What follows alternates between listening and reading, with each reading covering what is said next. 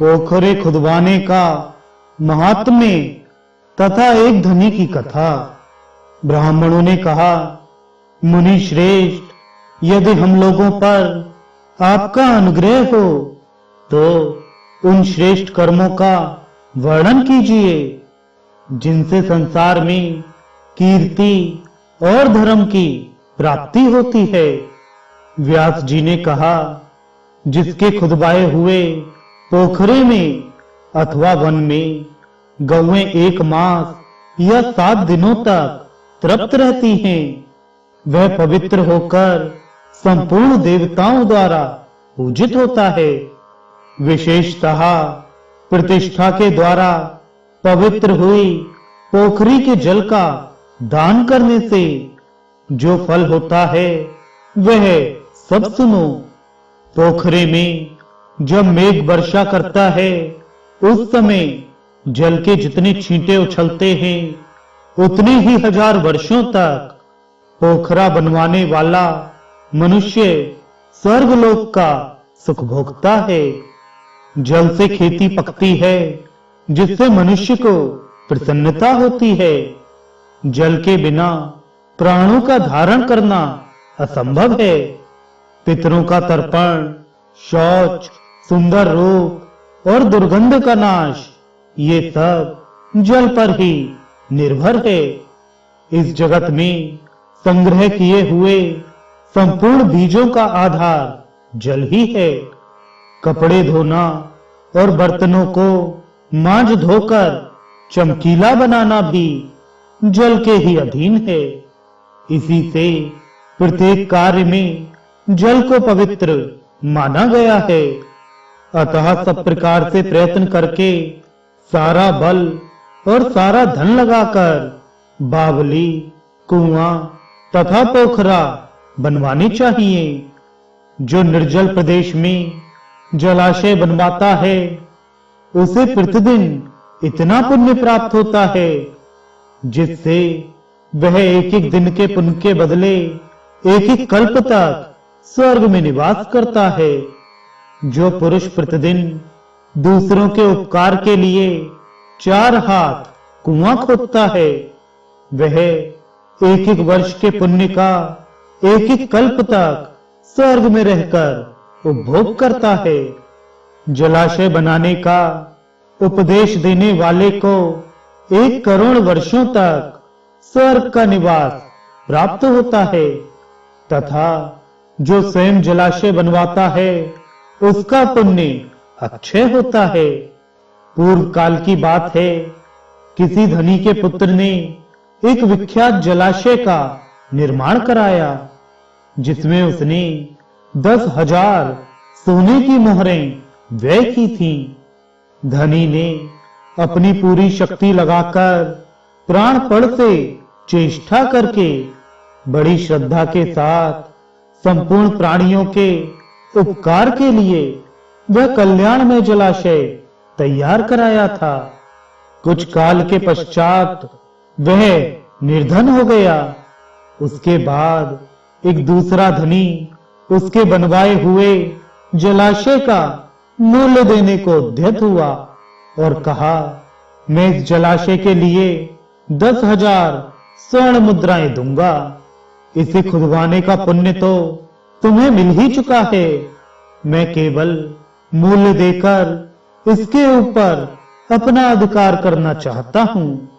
यदि तुम्हें लाभ जान पड़े तो मेरा प्रस्ताव स्वीकार करो।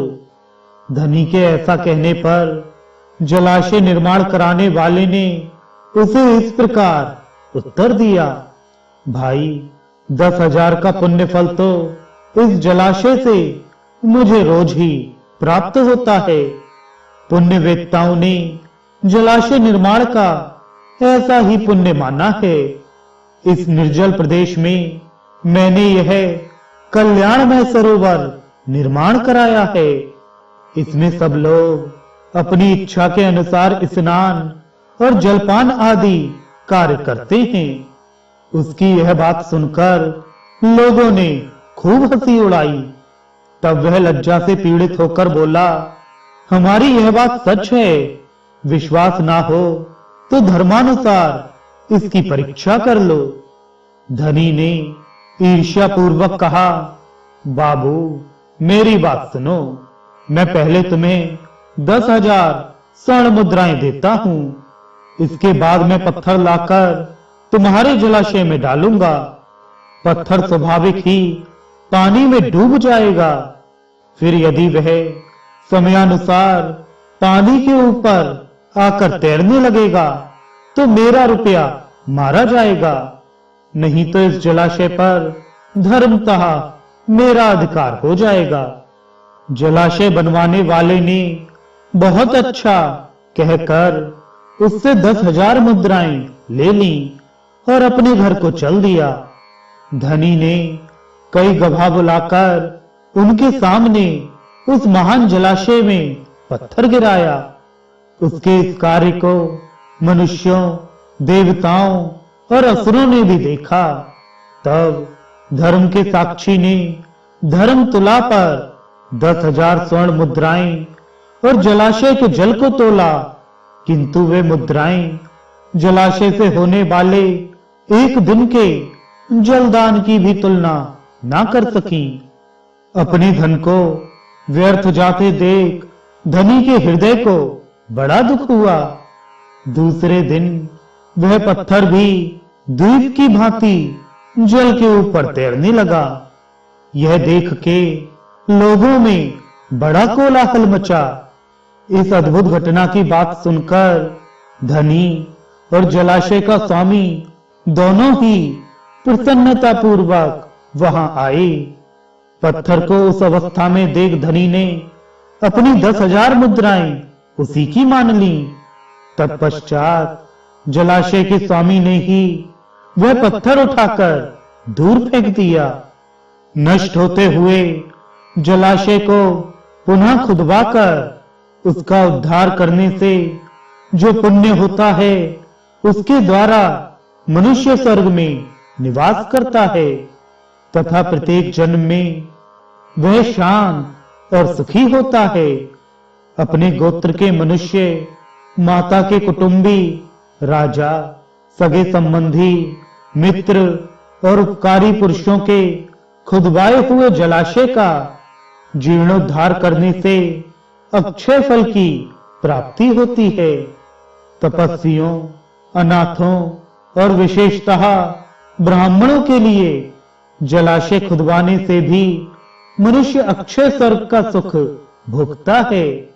इसलिए ब्राह्मणों जो अपनी शक्ति के अनुसार जलाशय आदि का निर्माण कराता है वह सब पापों के क्षय हो जाने से अक्षय पुण्य तथा मोक्ष को प्राप्त होता है।